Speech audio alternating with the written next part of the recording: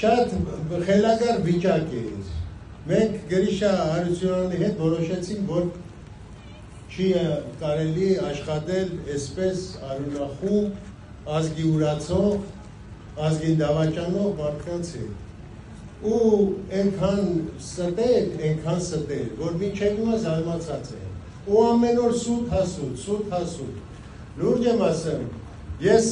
տեսել ենք մենք պատերազմը, դա նման չէր պատերազմի։ Գալիս էր մեզ կամանդիրը ասում էր, սարը տենեմ եք, հա, որ նահանջելն է եկոմը գնացեք, չէ դա գերինգել եք հանդարց։ Մեր հրամանատարը Վրեժ Բաբայանն է, իմ աղբերը բոլորը ճանաչում են, երկրում էլ են շատ մարդիկ ճանաչեն, ուրեմն ասեց մեզ հարձակվելու ճանապարհը ցույց տուր, մենք չենք եկել այստեղ նահանջելու համար։ Վերջը մի օր գիշերը արտացանք, այսինքն երեկոյան խավարն եկա, որ կապիտուլյան դեկապիտուլյացիան ստորագրել է, որ հավաքվեք գնացեք տուն։ Մենք եկանք տուն ու հրաժարական տվին, այս խունտայի հետ չուզեցանք աշխատել։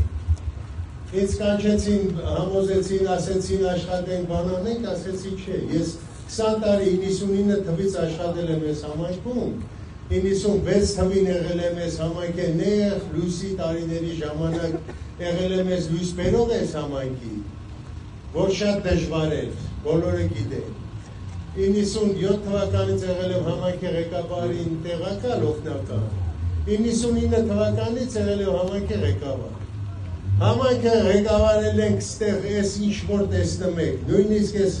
խողովակը, որ գծածա մենք վերով անցնում ենք, դա մեր քաշած խողովակներն է, իմ արած աշխատանքներն է, այս գազի գծերը, այս ցերեկան գիշերային լույսավորությունը, ամեն ինչը սաղ արել ենք, ես եմ արել, ինձ ասում են աշխատա, լավ կլի, ինչը լավ կլի, ես այսքան չարչարվենք, մեր համայնքի հիմար, այդքան ոտի կանգնացնենք մեր համայնքը ամեն օր, ամեն ժամ, ամեն